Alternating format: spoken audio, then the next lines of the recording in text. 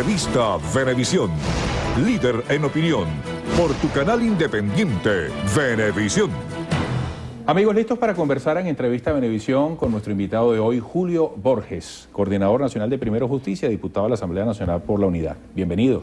Eduardo, gracias y feliz año, hermano. Igualmente, feliz año a toda la familia. Sea feliz año. Así es, así somos los venezolanos. Sí. Bueno, el diálogo.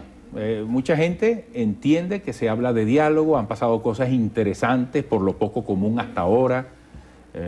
No es común ver a Miguel Rodríguez Torres flanqueado por Gerardo Blay, por Enrique Capriles, los alcaldes de Miranda, por ejemplo, además de lo que ocurrió previamente en Miraflores. Sí.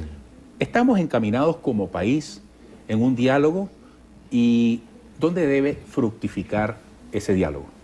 Bueno, nosotros, me refiero a quienes estamos fuera del gobierno, hemos tenido años pidiendo diálogo y nos parece fundamental que el diálogo se dé. Es decir, una casa, una familia donde no se habla es una familia que está condenada a la violencia, a no progresar, a no tener oportunidades. Lo mismo pasa en un país.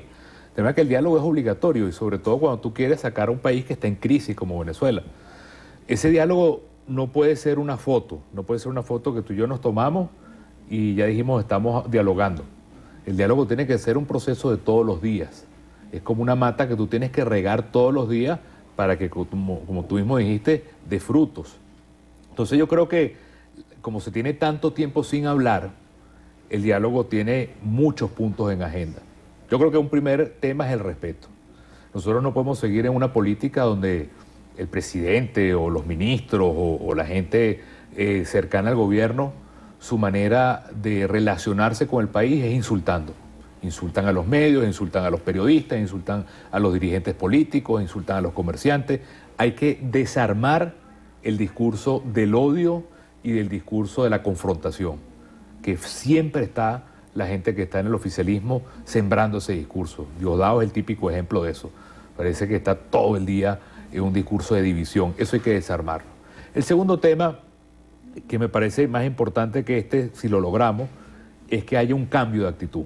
Tú no puedes tener una reconciliación si no hay arrepentimiento.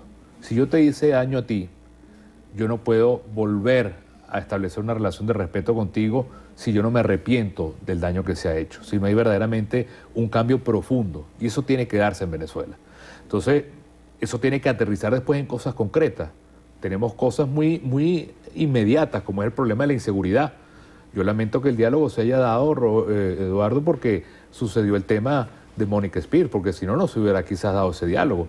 Entonces hay que esperar una tragedia para después sentarnos en una mesa. Sobre ese punto, y quiero hacer una confesión aquí con los televidentes, se me acaba de ocurrir esta pregunta en función, porque cuando uno hace una entrevista uno va pensando y pensando. Claro, claro. Recuerdo esas imágenes, un Julio Borges golpeado, herido literalmente, con fuertes hematomas en una sesión de la Asamblea Nacional. Sí, es parte de lo mismo, claro. ¿Hacia dónde debemos comprometernos en el diálogo? Ayer hubo una reunión a propósito del tema de la inseguridad donde se convoca a representantes de las televisoras. Bueno, es que procurando la paz también en ese ámbito. El primer tema del respeto es que nadie es dueño de Venezuela.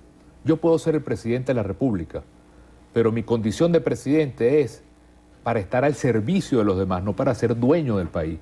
Eso se lo tienen que cambiar quienes están en el poder. Estar en el poder no es ser dueño de Venezuela, es estar al servicio de Venezuela. Entonces, es un punto muy importante.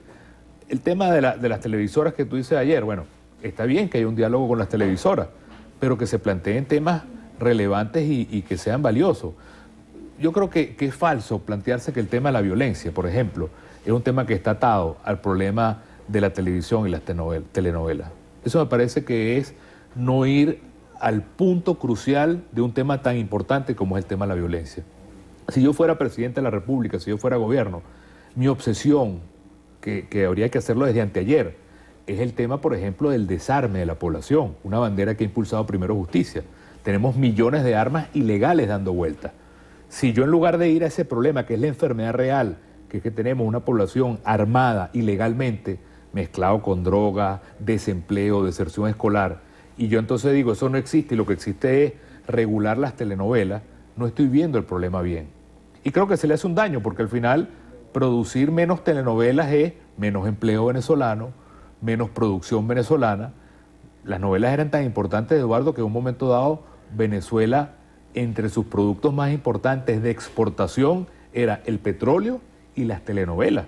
Entonces, más bien, ¿por qué no buscar una manera de trabajar juntos, gobierno, medios de comunicación, sector privado, el comercio, para que tú tengas más bien más producción de programas venezolanos, novelas venezolanas, que le den empleo a los artistas, que produzcan más publicidad y que la gente pueda tener marcas venezolanas? Tú lo que tienes que hacer es un gran estimulador de la producción nacional, que el hecho en Venezuela sea nuestro motivo de orgullo, y lo podemos ver en las novelas y lo podemos ver en la comida. No traer comida de Nicaragua, no traer caraota de República Dominicana, maíz de México, sino producirlo acá. Entonces yo creo que es un tema también bien importante para el diálogo. ¿Cómo hacemos nosotros, no para frenar el sector privado y paralizar la economía, que es lo que hace el gobierno, sino que el diálogo signifique cómo trabajar juntos el gobierno, el sector privado o el gobierno y los medios, no para frenar la producción de novelas, sino para producir más programas venezolanos, más novelas venezolanas, más calidad venezolana, y que nosotros seamos un país que se desarrolle, creando riqueza. Borges, por ejemplo, entiendo que está sugiriendo que el diálogo vaya más allá de temas como la inseguridad y que incluya, por ejemplo, otros, obviamente, donde cabe la economía. Obviamente. Hoy en día la gente tiene que hacer cola para comprar muchas cosas. Está el tema de la escasez, está el tema de la inflación, el rendimiento del dinero que gana quien tiene trabajo. Claro. En ese sentido, ¿qué aportaría Julio Borges? ¿Qué ideas propone en un marco de diálogo? Es muy simple. Yo creo que el gran salto que tiene que dar el país es que nosotros, en lugar de ser un país que todo lo tiene que comprar afuera, nosotros nos pongamos la meta real, concreta e inmediata de más bien estimular el orgullo de hecho en Venezuela. Es mucho más caro, Eduardo, traerte un pedazo de carne de Nicaragua, aunque tú vayas a almorzar ahorita, que producir esa carne acá, que va a ser más barata, va a crear empleo en Venezuela y va a generar marcas venezolanas y riqueza venezolana. Es mucho más caro que el arroz que te vas a comerte al mediodía, en lugar de traerlo de Estados Unidos, se produjera aquí en Venezuela, creará empleo en Venezuela, creará riqueza en Venezuela, creará marcas en Venezuela. Es mucho más barato que nosotros estimuláramos la producción de ropa, la producción de repuestos, la producción de teléfonos, la producción de novelas. Es decir, nosotros no podemos seguir siendo un país que todo, y te digo que no estoy exagerando, todo lo compramos afuera. Y por eso está paralizada la economía, no hay comercio, no hay publicidad, no hay industria, por eso los precios están altos, por eso es que hay tanto desabastecimiento. Entonces, yo lo que quisiera es que quienes nos están viendo ahorita reflexionáramos. ¿Cuál es la guerra económica? La guerra económica es que el país está paralizado porque el gobierno no estimula la economía, sino que más bien lo que hace muchas veces es pelear con los quienes pueden generar riqueza, y al final, eso es lo que tienes al final, es una economía donde hay demasiada inflación, demasiado desabastecimiento, demasiado desempleo. De manera que, si tú me dices una respuesta concreta, ¿cómo lograr un país que con orgullo produzca en Venezuela todo lo que hoy estamos comprando en toda América Latina, que nos están chuleando, por cierto, además? Esa para mí es una respuesta muy concreta. Se agotó el tiempo, pero rápidamente está previsto que hoy la Fiscal General de la República rinda memoria y cuenta ante la Asamblea Nacional. Sus expectativas, el futuro. El tema de la Fiscalía es fundamental. En primer lugar, no podemos seguir con una Fiscalía que sea una sucursal de persecución política. Lo que el PSUV diga, friega a Richard Mardo, friego a Richard Mardo, friega a Juan Carlos Caldera, friega a Juan Carlos Caldera. La justicia no puede tener color político.